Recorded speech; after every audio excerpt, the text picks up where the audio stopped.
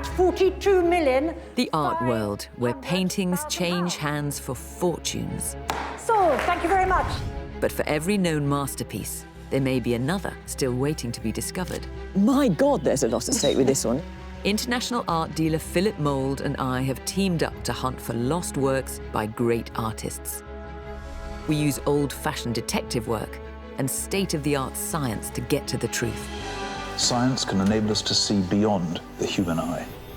I don't believe it. Every case is packed with surprise and intrigue. It's like a challenge. Who am I? But not every painting is quite what it seems. Just the sort of thing you might associate with a faked painting. It's a journey that can end in joy. It is indeed by John Constable. Oh, brilliant. Wonderful. Or bitter disappointment. The work is not by Henry Moore. So sorry. In this episode, we're investigating a whodunit with a difference. Whoever designed it did so with a master's eye. Can we find out who painted this dramatic image of Christ and help one woman in her quest to prove her late husband was right? Ian certainly felt it was a very important work and that there was a story to be told about it. I'm with him. It's a journey that takes us from Scotland to Belgium and the beguiling world of Flemish art that was once the most prolific in Europe. It's just magnificent, isn't it? In one of our toughest investigations yet, we'll discover just how difficult it can be to identify the artists behind Flemish old masters. This is highest quality, and we still don't know the name. My goodness, this is all making me feel slightly worried. Can we solve the mystery of who created this epic work of art? Are you any closer to finding out who painted it? No.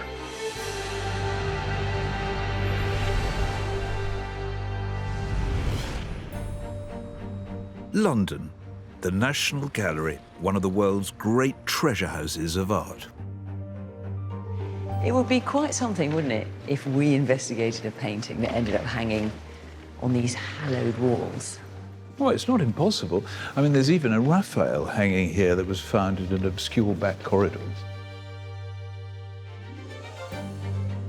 Although justly famous for its Italian masterpieces, the gallery also holds an impressive collection of old masters from Northern Europe. Referred to as the Northern Renaissance, this stupendous altarpiece is one of its jewels. It's very elaborate, isn't it? And there's so many figures crammed in there. So why have you brought me to look at this? Because we have a rather interesting email from a viewer. Have a read. You've invited viewers to submit paintings which might be a suitable subject for investigation. We would be grateful if you would consider the Lamentation to be such a subject. The painting is in the Church of John the Baptist, Port Glasgow. The work is recognised and accepted as an Antwerp Mannerist, but no certain identification of the painting was made.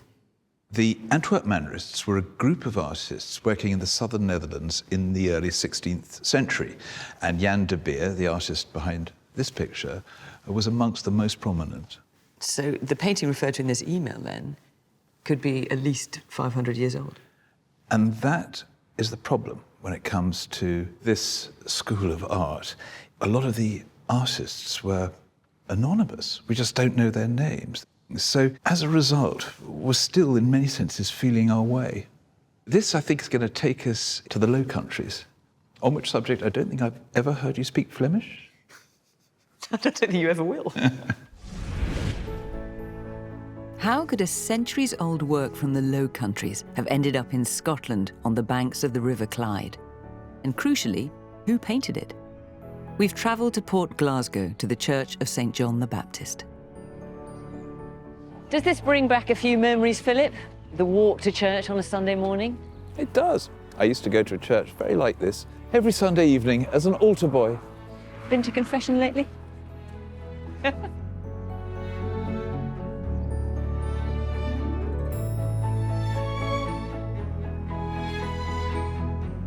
Gosh, it's so rare in a Catholic church in Britain to find an old master of this impact, of this quality. The way the arms of Christ just stretch across the painting, there's real drama, isn't there? It was a viewer named Ian Macdonald who originally contacted us about the painting. Sadly, Ian died in 2021. But we've arranged to meet his widow, Marjorie, and the church caretaker, Jean Sweeney. Hello. Hi, Marjorie, Jean. Nice to see you. Nice to see you. We're just admiring this magnificent painting. This is obviously Christ just brought down from the cross. Philip, tell us a bit more about what we're looking at. Well, it's a really powerful expression of grief. This is the lowest moment in the Passion of Christ. He's been crucified. His body is there on the ground. His mother swooning behind. This is the cathartic moment. The resurrection has yet to come. And how long have you known this picture, Jean? Well, I've known it from I was a child, about 10. So you've been looking at it all those years? Yeah. And do you like it? No. No? Absolutely not. When I was growing up, it was a scary thing to look at. A dead man just lying there. Gosh. And where does it normally hang? Normally hangs at the back of the church, just on the left-hand side. That's a gloomy spot for it, isn't it? Yeah, definitely. All the congregation looking forward and ignoring it. Do you have any idea when this painting came to the church? No, I've got no idea how it got here, but the inscription on the frame says it was the Readors, 1854 till 1895. A reredos is a piece of religious decoration in the form of a hanging, painting or sculpture positioned behind the altar. So the inscription tells us the work once hung above the most sacred part of the church. Its potential importance did not go unnoticed by Marjorie's husband, Ian. What does it mean to you, Marjorie? Well, part of what it means to me is what my late husband felt about it. He was an art history lecturer and he was asked to investigate it. He did quite a bit of work, but never managed to find out who painted it. Did he get any sense of where it might have come from, what its provenance was? He felt that it was a Flemish work, possibly 16th century. Which makes absolute sense. I mean, Netherlandish painting of the 16th century was a very fertile time. If this painting comes from the 1500s, then it has its roots in the Low Countries during the Flemish Golden Age, when cultural and economic activity flourished in Flanders, the Dutch-speaking region of modern-day Belgium. The port city of Antwerp was the commercial centre of Western Europe, where artists flocked to make a name for themselves. Ornate religious art was celebrated, and emperors, monarchs, and wealthy merchants paid huge sums to commission works to adorn Europe's great churches and cathedrals. Could this intriguing oil painting be a lost work by one of the great masters of Northern Europe? Or is it a much lesser work? What about value, Philip? I mean, it's tricky at this very early stage, but can you put a value on this? Well, I'm glad you said tricky at this really early stage, because it is. You know, we haven't got a name to it yet. However, we could be talking up to £100,000.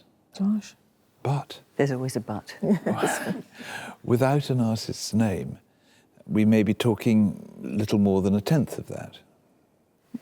So, Jean, if it does turn out to be up to £100,000, what do you think the church will do with it? I would like to think they would sell it. Nobody notices it. Nobody misses it. And what about you, Marjorie? Well, Ian certainly wasn't particularly interested in money, but he felt it was a very important work and that there was a story to be told about it. I'm with him. The quality and the power of it is such that if we can place it in time, if we can give it an artist's name, some more of its mystery, its allure, I think, will work upon us. Indeed. Ian first began his quest to find out the truth about this painting 30 years ago. Since his death, Marjorie's been keen to carry on his work. Marjorie, we're here because of Ian, of course, your late husband, and his quest to find out more about the painting. Yes. So tell me a bit about him. Well, he was an art history lecturer, which is how I got to know him. He loved to share his knowledge. How did the painting come to his attention then? Well, his late brother-in-law, Bishop John Moan, was the Bishop of Paisley. He asked Ian if he would investigate it.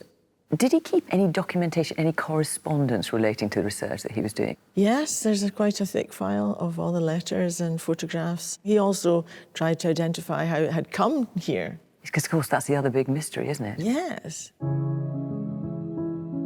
After several painstaking years, Ian was unable to solve this whodunit. Reluctantly, he abandoned his research. It was only while watching Fake or Fortune that his hopes were reignited. He was always so impressed with the way you did things, the way you x-rayed things, you analysed paint and things that he could never have done. And so he thought, well, there's an opportunity possibly to identify the artist. And here we are. Yeah. I'm so sorry that Ian is not here to take part in this journey that we're about to embark on, this painting that he cared so much about. Yes, he would have relished the opportunity to debate about it and find out how it had come here. Well, you're carrying on his quest for him.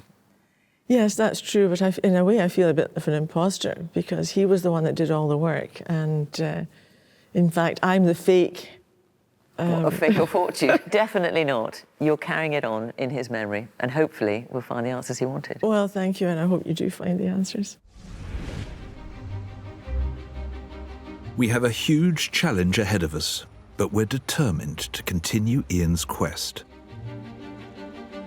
To kick off our investigation, I've sent the picture to the Kelvin Centre for Conservation and Cultural Heritage Research at the University of Glasgow. Before we make a start on the scientific analysis, I want to take a closer look. This is very much the sort of painting you would have encountered as you crossed Europe in the 16th century in a Catholic church. And I think it's terribly important to get a sense of how one might have seen it in the darkness of a church interior. The only light being stained glass just filtering through the windows or possibly flickering candles.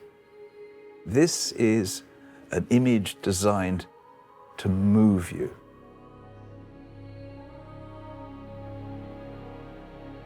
What is clear is that this picture has been beautifully designed. You start in the left-hand corner with the figure of John looking in, and then your eye bobs along the top, and then you slip right down to the bottom left, and then up the eye goes again. It whirls around. Whoever designed it did so with a master's eye. But as you get closer and begin to start picking it apart, I'm beginning to feel different messages, different sort of stylistic accents. Look at Mary Magdalene. I mean, one of the first things I note is her dress, which incidentally is beautifully painted, more delicately, as it happens, than a lot of the other areas in the picture. And to my mind, is much more suggestive of Italian painting, of the South. And in contrast, look at the figure of John in the far left-hand corner. The painting is much more opaque, more solid. It feels almost as if this artist is looking in one direction and then another. Whoever painted this picture was familiar with early Netherlandish painting of the 1500s. But it also feels to me like an artist who's seen the great masters of Italy, the likes of Raphael and others, and has fused them together.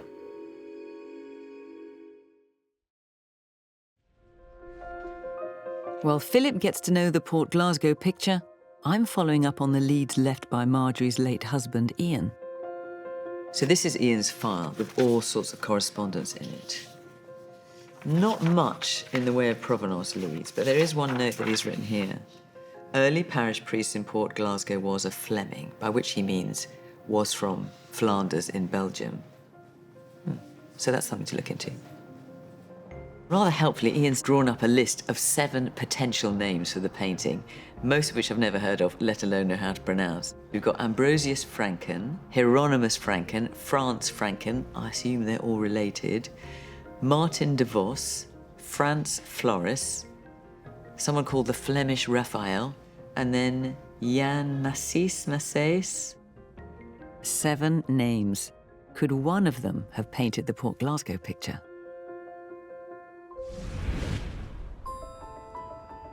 At the gallery in London, we're taking a closer look at the Contenders. So, here's our painting in Port Glasgow, and Ian has left us a list of 7 potential suspects in this ecclesiastical whodunit.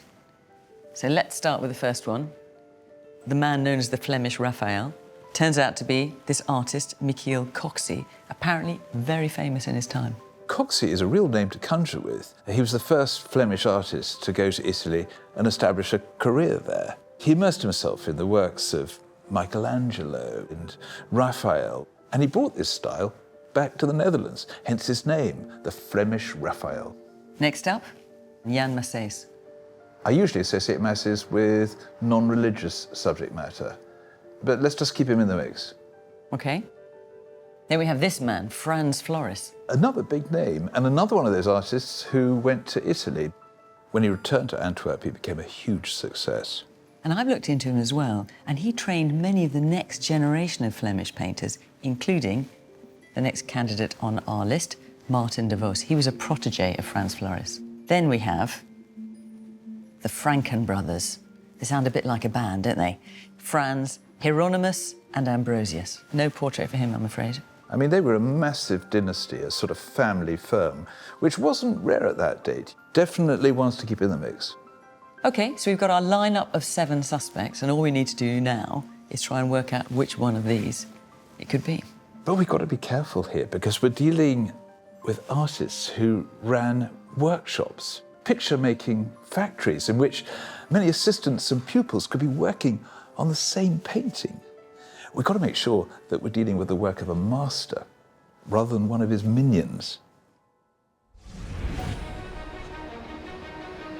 In order to understand whether the painting was the work of many hands or one, I'm travelling to the Belgian city of Antwerp.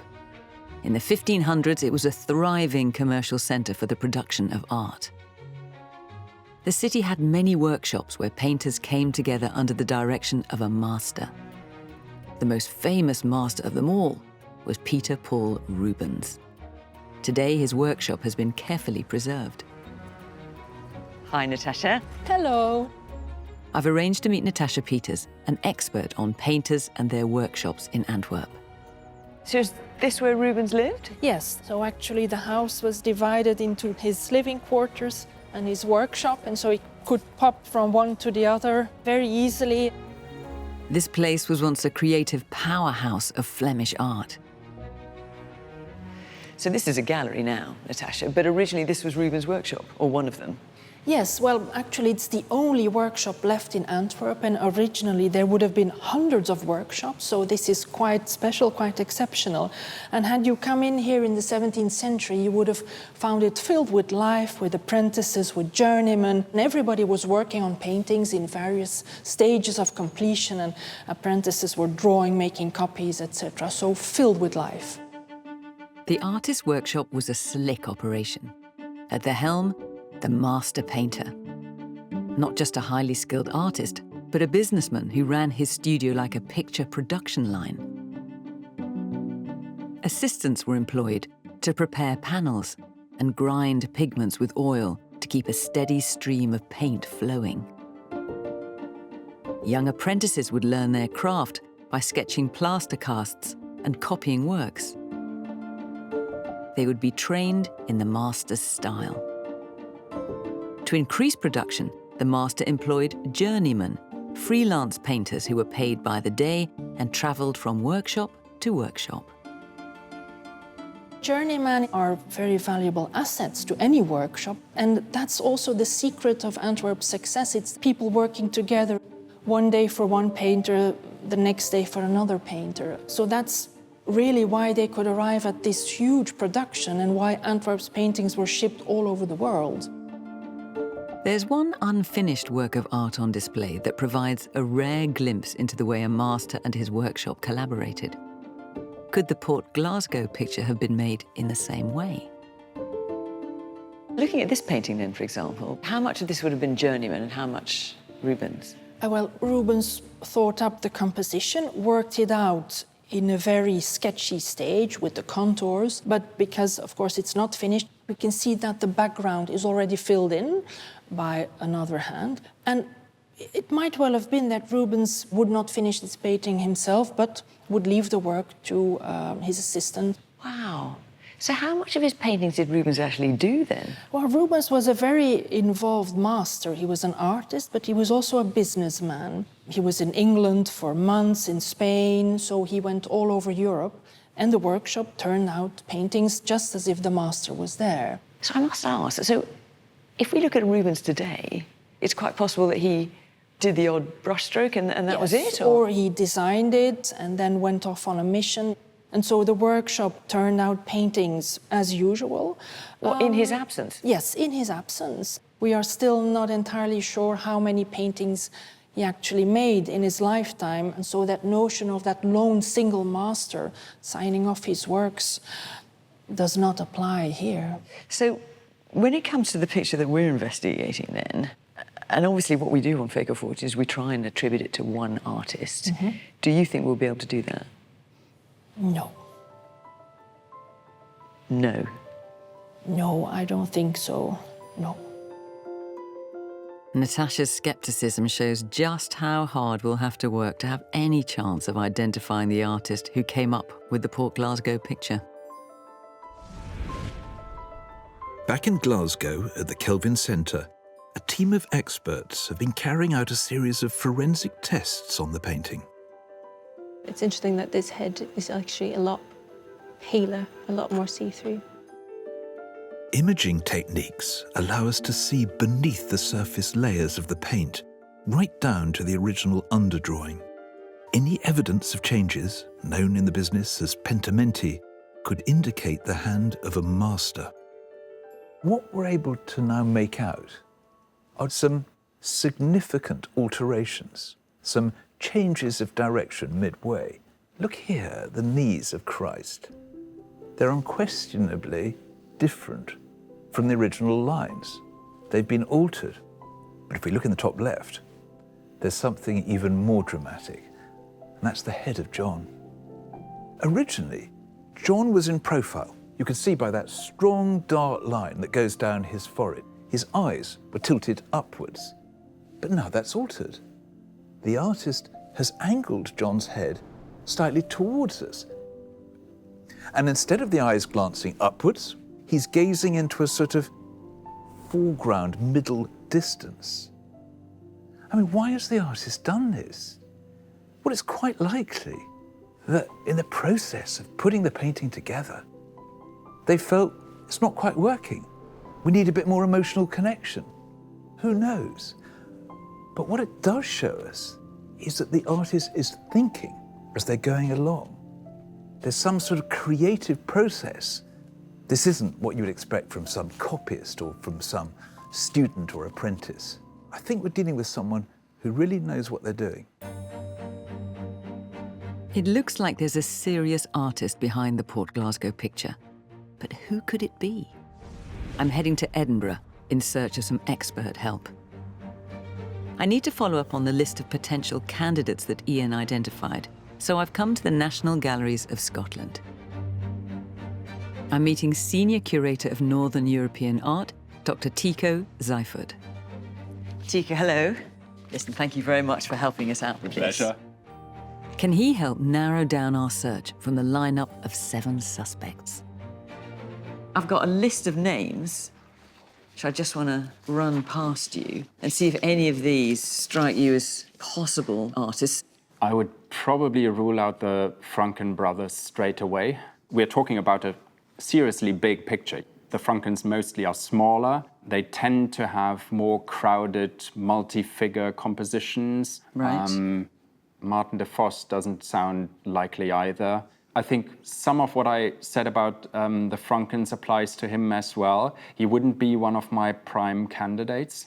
I think Franz Flores and Jan Masseis, this is closer to this, definitely, also in terms of the Italianate aspect of the picture. And then what about the Flemish Raphael, Michael Coxy? He was actually the first Fleming who worked in Italy for a considerable time. So in terms of absorbing the Italianate element, he's the artist of all those names, which I would put top on my list. One of the things that strikes me going through Ian's research is just how difficult it's been to try and put any name to this painting. Why is it so difficult?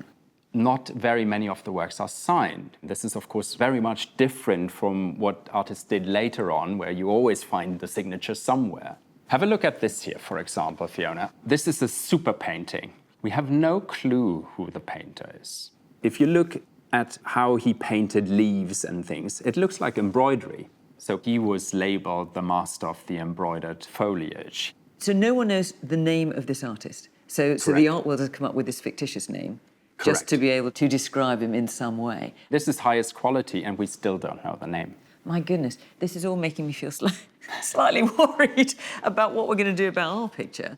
And then what about how the painting could have got from Flanders to Scotland? Looking at Ian's notes, he talks about the painting being in Port Glasgow from 1854. And then he mentions early parish priest in Port Glasgow was a Fleming. I mean, that is all we've got.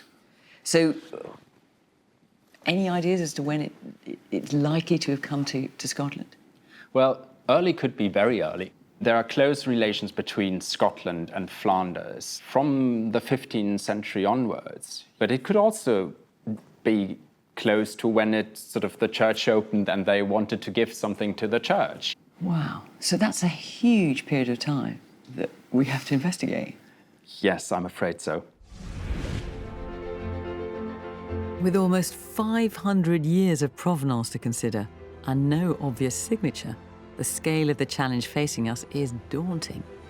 Back in London at the gallery, we're taking a closer look at the artists who are still in contention. So here is Ian's list of 7 potential suspects, and Tycho has ruled out 4 of them. So that leaves us with 3.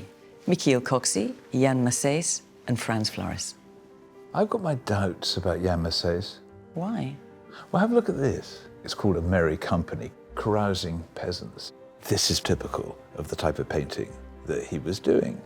In fact, he's been credited with being a pioneer of secular painting in the Low Countries. And certainly, when you look at our painting, it's nothing like it. They're having a very jolly time. And of course, this is a heavily religious subject, isn't it? I think Massés is definitely off the list. OK.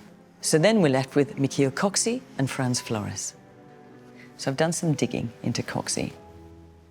Now, it turns out he moved in very elevated circles. He was a favourite of the Holy Roman Emperor. He was court painter to Philip II of Spain, who singled him out to paint frescoes in the Vatican in Rome. And then there's Frans Floris. Now, he was a big player as well. He was hugely successful, led this very extravagant lifestyle. He had a big influence on the Northern Renaissance, and he had a large workshop in Antwerp as well. So we have 2 really very significant names to consider now at work in Antwerp in the 16th century. Back at the Kelvin Centre, I'm keen to see if another scientific technique can help us date the wooden panel that the Port Glasgow picture is painted on. Dendrochronology is the process of dating wood by measuring the tree rings. Counting the rings will tell us how old the tree is, but measuring the distance between them creates a pattern in time, which can be used to identify not only when the tree was growing, but crucially, the likely date it was cut down. Looking at a cross-section of the Port Glasgow picture through a microscope reveals the bubble-like structures that make up the rings. Measuring these could reveal the earliest possible date the panel was made. Ian Tyers is one of the world's leading authorities on dendrochronology. Can he put a date to our picture? How confident can we be at dating a painting by looking at the available tree rings? These boards have got 150 or 200 rings in them. Most likely we can date this to within a decade or 2. In effect, each of these boards has a fingerprint in it that's a fingerprint in time and place. That's a rather remarkable thought. What about these batons on the back, this bracing? These are, unfortunately, a later addition to the panel. There's no original back left on the panel itself, and it's been planed down, and this cradle has been put on the back in order to strengthen it at some point. Ouch. So all of that information that could have helped us, stamps, labels, what have you, they've just disappeared into the into the ether. They've disappeared into the bin in the woodyard, yes. Thankfully, Dendrochronology can salvage some of the clues lost in restoration and tell us more than just the date of the panel. There's many layers of information to come out of this. Does it date? Does it tell us where? And does it tell us which trees? All material that we would find extremely useful and valuable. Well, let's hope that it does produce some answers then. While we wait and see if the Port Glasgow picture can be dated, I've come to the archives of the Archdiocese of Glasgow to follow up on the lead Ian left, that an early parish priest was a Fleming, a native of Flanders. Can the archives provide any evidence to show he was right? I've got here the Scottish Catholic Directory, which is a list of all the parishes and their clergy. And on page 91, here is our church, Port Glasgow St. John's. And it mentions the first priest, a Reverend John Carolan. Now, he's actually from Ireland. He's not Flemish. So the connection to Flanders that Ian, Marjorie's husband's been talking about, it's not him. And then I've looked through all the priests that have been at St. John the Baptist, and none of them are from Flanders. So I can't find anything to substantiate Ian's theory there. I'm wondering if it's a red herring. There's another lead in the form of the inscription on the frame. It says that the painting was the reredos in the church from 1854 until 1895, meaning it hung behind the altar. Could it have been a gift to mark the founding of the church? In the directory, it details the opening of the church in 1854 on the 22nd of October. Of course, 1854 is the date on our painting. It says the church was so densely crowded that numbers were obliged to retire for want of room. It also mentions a rather intriguing name, a Mrs. Colonel Hutcherson. And it says, the Catholics resident here have much reason to be grateful to this excellent lady for the great interest she has taken in their new church. And it turns out that her first name was Isabella. And in the Catholic archive, there is this rather sweet little portrait of her. So digging a bit deeper, I can see that she was born in 1780 in Port Glasgow, and she was the daughter of a merchant and the widow of a man called George Hutcherson. Now, the place I found more information about George Hutcherson is here, the Centre for the Study of the Legacies of British Slavery.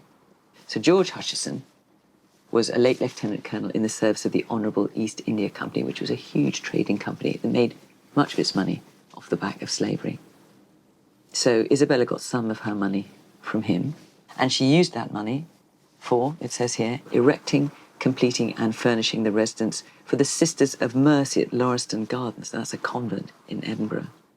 So the money came from a very dark place, and she used some of it for the Catholic Church, and this convent in particular. So I think that's something worth looking into. I've asked Marjorie to join me at the Sisters of Mercy convent in Edinburgh to find out more about Isabella Hutcherson. Did she donate the Port Glasgow picture to the church? One of the many questions about your painting, Marjorie, is how did it come to be in Glasgow, in Port Glasgow, to be specific? Yes, indeed, indeed. So it might have something to do with this woman. Ah. This is Isabella Hutcherson. We know that she was very wealthy. We know that she was a benefactor to the Catholic Church. Right. She also came from Port Glasgow and was at the church, St. John the Baptist, when it opened in 1854. Oh, my goodness. And there's more, because the Catholic Directory states that she paid for the furnishings in the church as well as the altar.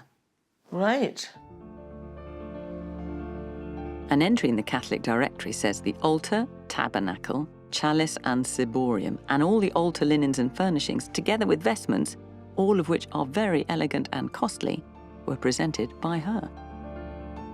But if she paid for the altar, did she also pay for the altarpiece? Could be.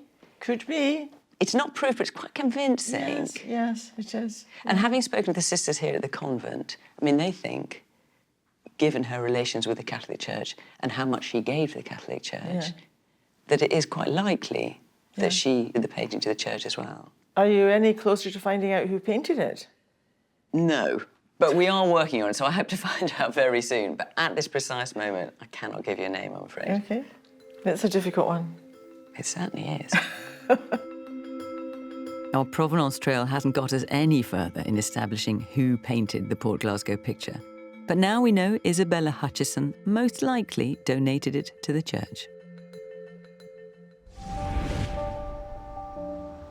Back at the Kelvin Centre, it's the moment we've been waiting for. Ian Tyers has sequenced the tree rings, and we have a result. It's a huge piece of information Marjorie's late husband Ian longed to know. I've asked Marjorie to join me. We're about to find out whether we can date the Port Glasgow picture. So, Marjorie, I know one of the things that Ian was interested in and wanted to do was apply technology to coming up with answers for this picture. Yes, indeed. If he didn't have that facility, obviously, in the early 90s, and he wasn't involved with any lab or anything like that. To be fair, in the 90s, the technology we're talking about wasn't as sophisticated as it is now, and dendrochronology has come on leaps and bounds. So, Ian, what have you found? The last ring in the panel is 1574. Oh, goodness. How specific can you be on that? So that means these trees are still growing in 1574, and therefore the panel must be after 1574. That is truly amazing. So now we know the date the tree was most likely felled and the earliest possible year the panel could have been made. And mostly panels are used, what, within 10 years? Yes, the general understanding we have is that they are used fresh and very quickly. Do you think Ian would have found that useful? Oh, definitely. To get such precision would have absolutely amazed him. He'd be delighted, absolutely delighted. This is the most revealing clue in our investigation yet. The date of the panel means that the Port Glasgow picture could not have been painted before 1574, ruling out Franz Floris, who died in 1570. There's only one potential master left in our ecclesiastical whodunit, and what a name he was, Michiel Coxy, known as the Flemish Raphael. To get to know the artist better, we're on our way to Coxy's homeland of Belgium to see one of Europe's most famous artworks in St. Bavo's Cathedral in Ghent. Wow. Spectacular, isn't it? It really is awe-inspiring.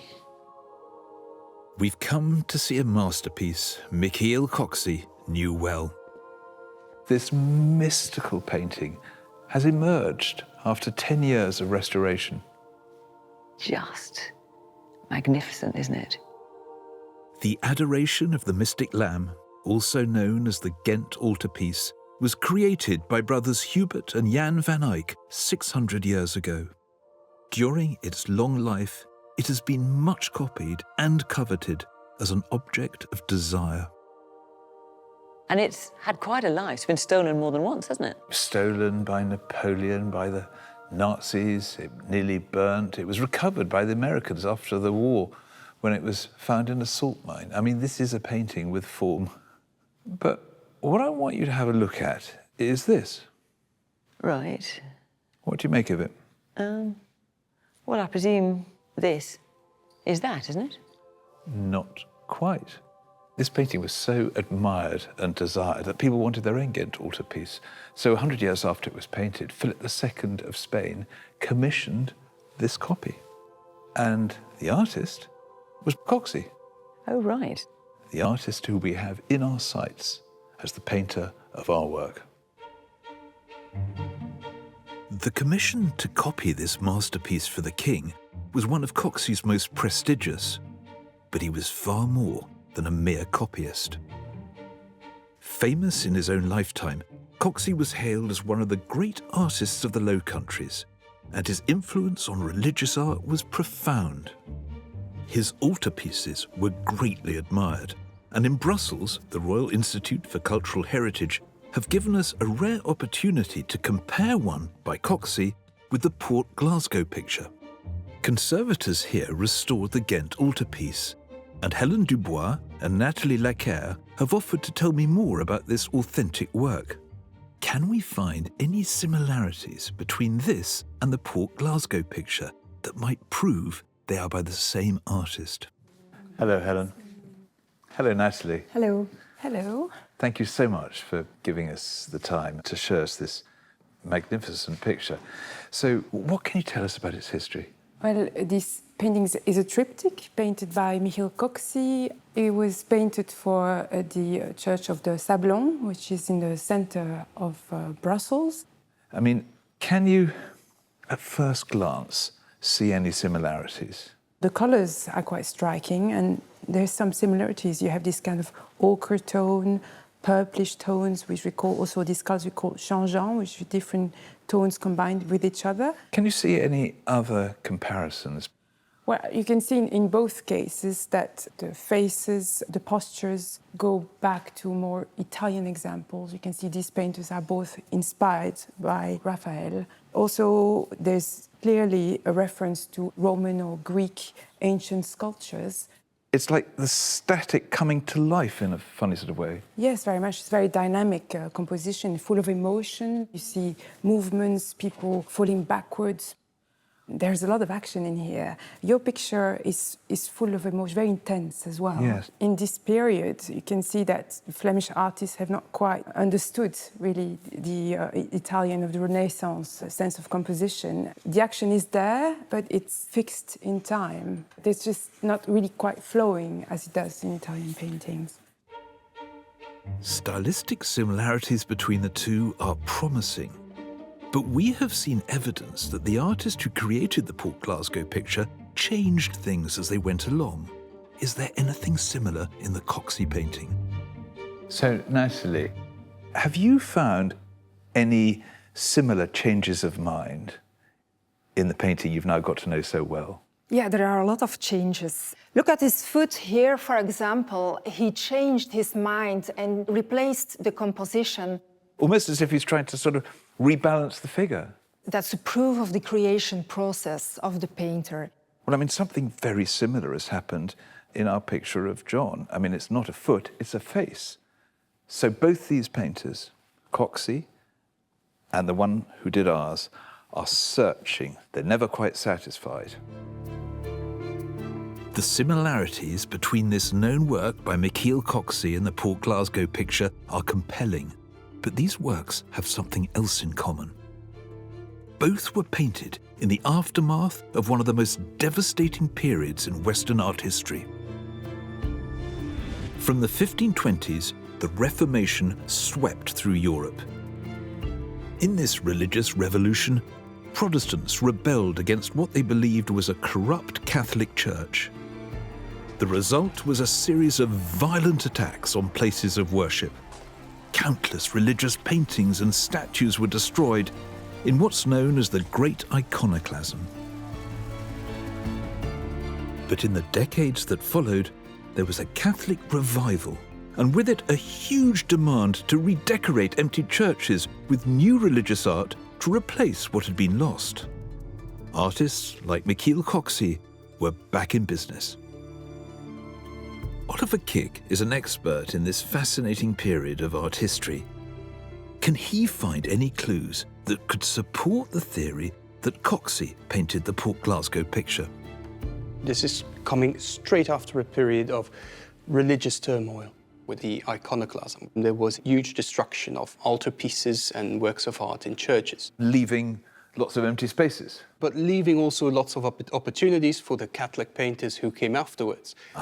So they had lots of commissions coming in to replace all these destroyed altarpieces. I mean, presumably, it was a great time to be a painter.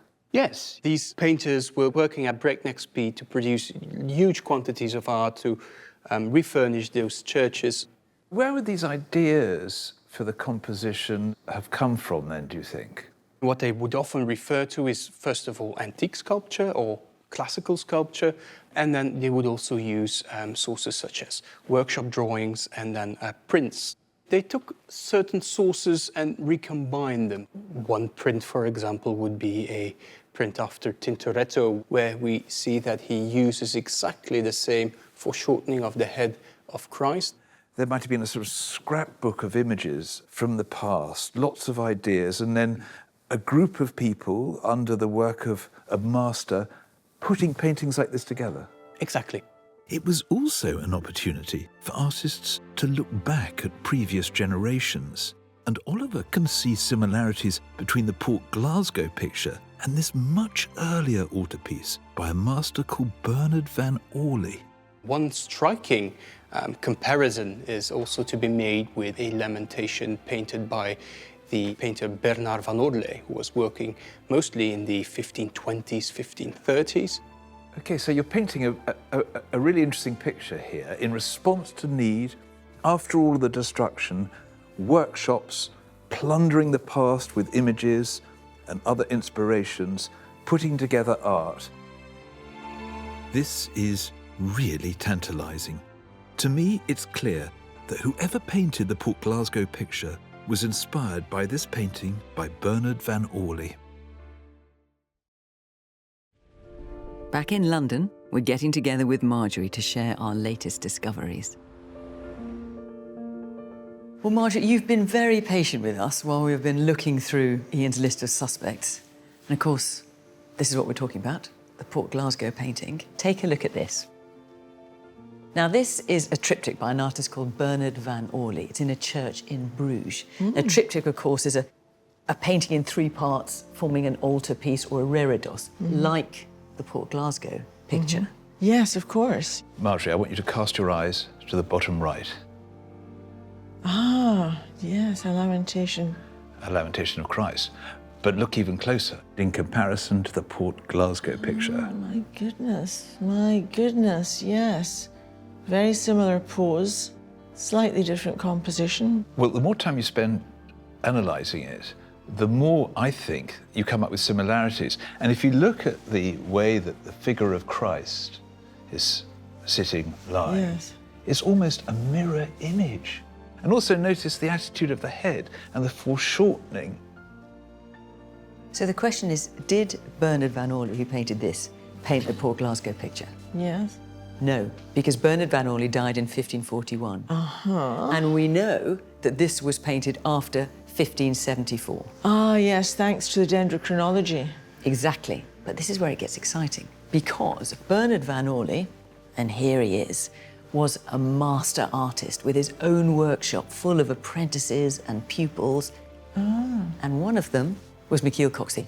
My goodness, he looks like quite a guy. So he would have seen the work by Bernard van Orley. Well, of course, because, I mean, at the risk of stating the obvious, this is before the days of internet and catalogue raisonné. And for Michiel to be familiar with this painting, he would almost certainly have had to come into some sort of physical presence with it. And it strikes me that the coincidence is too great to ignore. It's not hard and fast evidence, but it's certainly compelling. And we'll just have to see if the experts agree. Yes, let's hope that they do. Thanks to this early 16th century work by his former master, we've narrowed our search down to one suspect, the Flemish Raphael, Michiel Coxy. But have we done enough to convince the experts? Back in Antwerp, I've come to a renowned centre for art historical research, the Rubenianum, where I've arranged to meet the leading expert on Coxy, Professor Kunat Yonker. Hi there. Hi, nice meeting you. Nice to meet you. His opinion will be decisive. Kuhn has agreed to share his initial thoughts before he considers our evidence. Does he buy our theory that the Port Glasgow painter was inspired by Bernard van Orley? One thing that struck me is the similarity of this Christ figure to the very unusual figure in the Bernard van Orley painting, 50 or so years earlier. Is it possible that whoever came up with the idea for this picture was connected to or familiar with Van Orley in some way? Yeah, I think so. I think certainly you see ideas from Bernard van Orley literally sampled in this panel. The whole composition is being traced. You see some minor changes in some figures like the St. John, but hardly. And the fact that Christ has his knees up in this position, was that unusual? Well, it's something that you don't see that often in 16th century painting. It was introduced by Van Orley. And so there's this direct line between the painter who painted your panel and this early 16th century important master. It is a piece of what must have been an enormous altarpiece. It was cut down. Oh, right, I see. You think this is just a part of the original work? I think so, because the figures are not fully on it, which is very exceptional. So it must have been cut down. And it was made at the end of the 16th century, on the eve of Baroque. That's the period when they start to experiment and sample everything that had been tried out in the 16th century, and that people like Rubens were eventually able to build their career on. And so this is, I think, a quite exceptional example of such a late 16th century panel. While Koen retires to consider our evidence, back in London, we're taking stock. I think we've built as strong a case as we can for this painting, particularly given the complexity of this period of art history. Imaging technology has shown us pentimenti, some significant alterations, the sign that a masterful, creative hand is at work. Dendrochronology, tree ring analysis, has established that the Port Glasgow picture could not have been painted before 1574. And this brings into focus an artist, Michiel Coxy, whose stylistic traits we've seen in Belgium. Also, the painting seems inspired by Coxy's master, Bernard van Orley. This investigation has certainly had its challenges. The way the artist workshop operated in the 16th century with its many assistants, apprentices, journeymen, it was doubtful, certainly at the beginning, whether we'd ever be able to name a potential master. The provenance was initially promising. We managed to establish that a wealthy benefactor, Isabella Hutcherson, paid for the church's altar and its furnishings, which we assume included the painting. That's where the trail went cold. With the help of many experts, both here and in Belgium, we've managed to work our way through Ian's list of suspects. And all the evidence seems to point to one name, Michiel Coxy, court painter to Philip II of Spain. After several weeks, we have a decision. Koen has consulted with his colleagues, and Dr. Tycho Seifert from the National Galleries of Scotland is joining us to deliver their verdict. Have we done enough to prove that the Port Glasgow picture is a lost masterpiece by Michiel Coxy? Marjorie is joining us at the gallery to hear the verdict. Hi, Marjorie. Hello. Good to see you, Marjorie. Good to be here. So this is the day. Are you looking forward to it? Oh, it's so exciting. Dying to know about it. In terms of valuation, if we can give it the name that we've been trying to, Michiel Coxy, then we could be talking in terms of about £100,000. Oh, gosh. It's an impressive picture. Yes, Ian would certainly agree with you on that. What do you think Ian would say if he was here now? He would be delighted that so much interest had been expressed in it. It's lovely to be doing this in memory of him. Well, we've given it our best shot. Tycho has joined us, and we're about to find out if we can put the name Michiel Coxy to the Port Glasgow picture. So you've reached a decision. Yes. Are you ready to hear it, Marjorie? Yes, as ready as I'll ever be. I've discussed the research with Koen in Belgium, and Koen's opinion is, and I agree with him, that this painting is not by Michiel Coxy. Oh, that's a shame. I'm sorry to be the bearer of bad news. What makes you think it's not by Michiel Coxy? Well, Koen's feeling was that the way it is painted is not as refined as we would expect him in his prime. And I think the style it is painted feels a tad later and not Michiel Coxy. However, there is also good news. Koen feels very strongly that the painter of this picture here must have had intimate knowledge of Michiel Coxy's workshop and the way he worked, And it must be a painter that towards the end of Michiel's life was in the circle of the artist. And the prime candidate would be his son, Raphael. Was he a significant artist in his own right, or just another person in the workshop? He was the oldest son of Michiel Coxy, and he worked with him. He collaborated with him, so they sometimes even worked on the same picture. We know that. Raphael would have had this intimate knowledge, which we feel was necessary to paint this. I feel really positive about what you just said. I mean, we had that whole thicket of possibilities, did we not?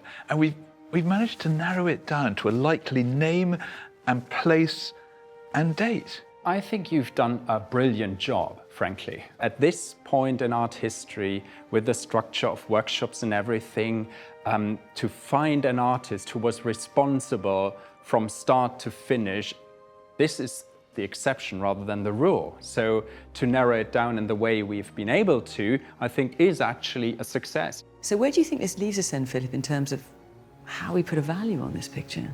It's such an opaque period of art history that even just to give it as closely as you have to these key figures, I think still makes it a very desirable painting. I can see museums being interested, I can see collectors being interested.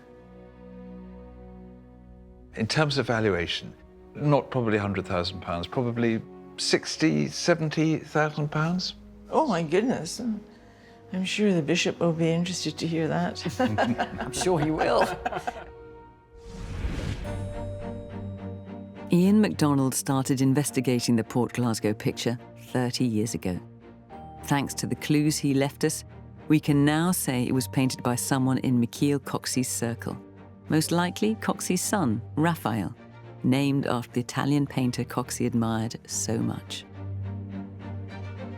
Ian would be very impressed with all the research that's been done. It certainly proved that it was late 16th century Flemish, which is what he thought, that it was an important work, which has also been agreed. Yeah, he would be very satisfied with that. But he would have relished the discussion. And that's, I think, what is missing. On the whole, that would have been his great joy. Now we've finished the work Ian began, the painting will return home to St. John the Baptist Church in Port Glasgow, where it will go back on the wall for parishioners to enjoy.